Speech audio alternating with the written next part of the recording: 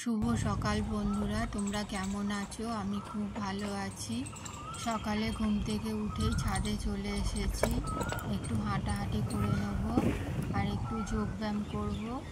খুব বেশি সময় দিতে পারবো না, আবার নিচে চলে যেতে হবে, রান্না করতে হবে। 9টার মধ্যে রান্না শেষ করে নিতে হবে। ছাদে বস্তা পাতা রয়েছে আর দেখুন ছাদের এখানে জল রয়েছে। ছাদটা নতুনভাবে তৈরি হয়েছে, আগেও ছাদ ছিল কিন্তু পাথর দিয়ে বালি সিমেন্ট দিয়ে এটাকে একটু উঁচু করা হয়েছে, তাই জন্যে রোজ এখন ছাদে জল দেওয়া হচ্ছে। সাইডে বড় একটা পাইপ রয়েছে, পাইপের সাহায্যে জলটা দেওয়া হচ্ছে। আমাদের বাড়িটা বাস রাস্তার খুব কাছে, সেই জন্যে মাঝে মধ্যেই বাসের হর্নের আওয়াজ পাওয়া যাচ্ছে।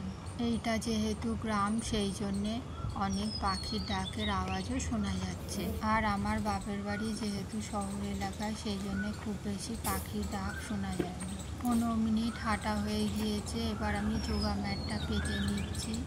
এবার কয়েকটা ব্যায়াম করে নেব। আমার গ্যাস অম্বলের ধাত আছে, সেই জন্যে আমি সকালবেলা উঠে একটু হাঁটাহাঁটি করি আর ব্যায়ামও করে নিই, তার ফলে শরীরটা খুব ভালো থাকে। সারা শীতকাল কি বলবো বন্ধুরা, ঘুমিয়ে কাটিয়েছি, কারণ সকালবেলা ছাদে আসলে কুয়াশা হয় আর ঠান্ডা লেগে যায়। প্রচণ্ড ঠান্ডা থাকে, ঠান্ডায় ব্যায়াম করা যায় না। অন্নপূর্ণা পুজোর আর বেশি দিন বাকি নেই। আমাদের বাড়ির খুব কাছে অন্নপূর্ণা পুজো হয়, ছাদ থেকেই প্যান্ডেল দেখা যায়। প্যান্ডেল হয়ে গিয়েছে আর লাইট লাগানো হয়ে গিয়েছে। রাত্রিবেলা আপনাদের দেখাবো, লাইট ঝলমল করছে। আজকে সকালবেলা ছাদে খুব হাওয়া দিচ্ছে। সারাদিন কৃত্রিম হাওয়া খেয়ে থাকি আর সকালে এই ছাদের হাওয়াটা খুব ভালো লাগে। সাইডে কাত হয়ে এই ব্যায়ামটা করলে সাইডে যে চর্বি জমে, সেই চর্বিটা অনেকটা পাতলা হয়ে যায়। অন্নপূর্ণা পুজোর প্যান্ডেল দেখলেই মনে পড়ে যায় ঝড়ের কথা। আমি আর আমার মেয়ে অনেক বছর আগে অন্নপূর্ণা ঠাকুর দেখতে বেরিয়েছি।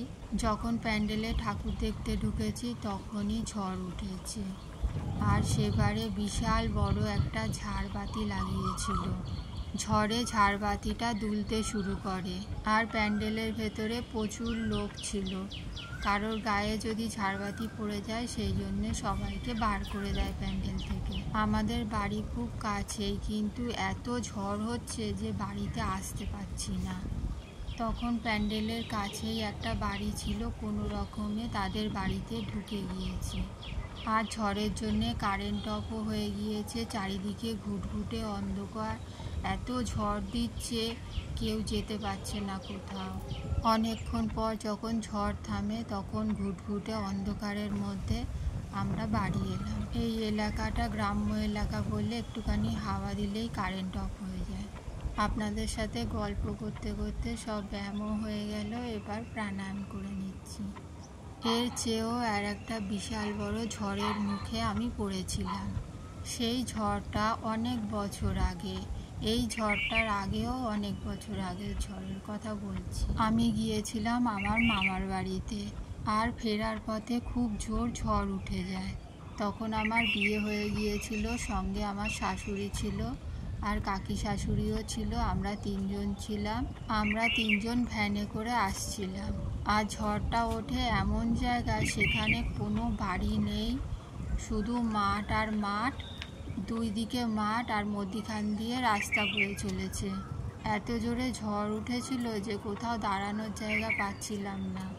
ওখানে একটা ক্লাব ছিল, তারপরে ওই ক্লাবের মধ্যে ঢুকে গেলাম।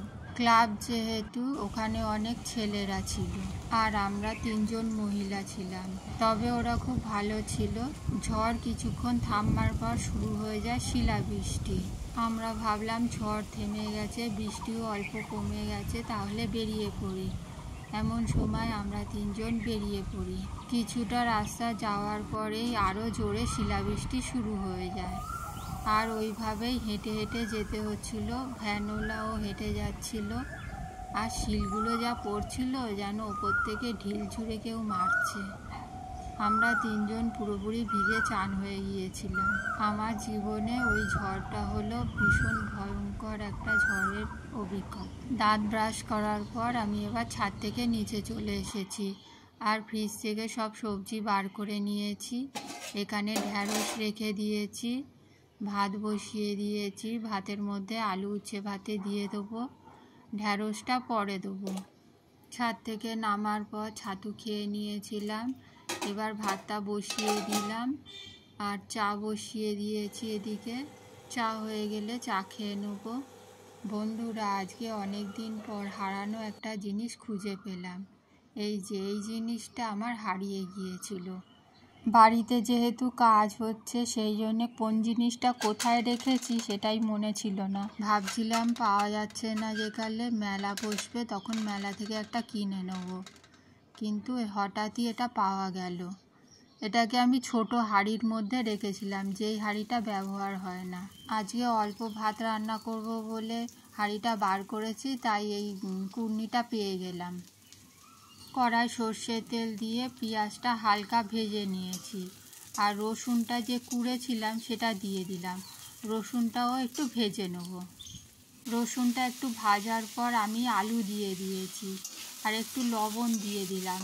আলুটা একটু ভেজে নেব। আলুটা একটু ভেজে নেব আর ঢাকা দিয়ে দেবো যাতে আলুটা তাড়াতাড়ি ভাজা হয়ে যায়। গ্যাসটা এখন একটু কমিয়ে দিয়েছি যাতে আলুটা নরমও হয়ে যাবে। এবার মিটুলিগুলো দিয়ে দিয়েছি, মিটুলিটাও একটু ভেজে নিচ্ছি।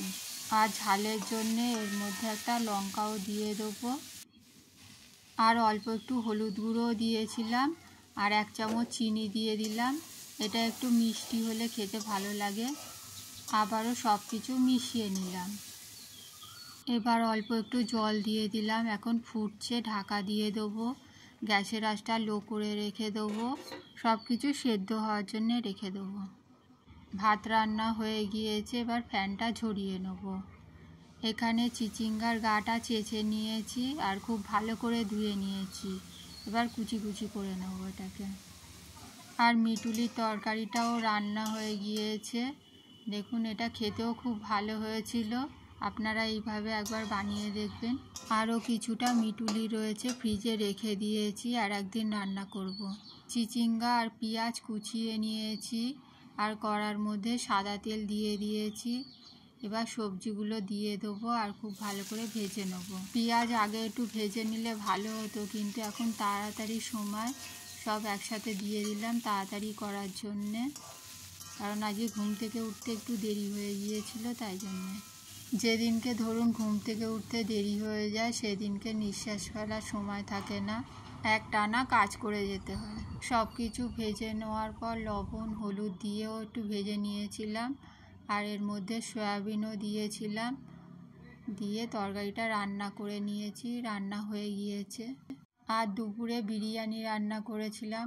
দেখুন বন্ধুরা, এই ঘরের জানলা থেকেই দেখা যাচ্ছে প্যান্ডেলে লাইট জ্বলছে নিভছে।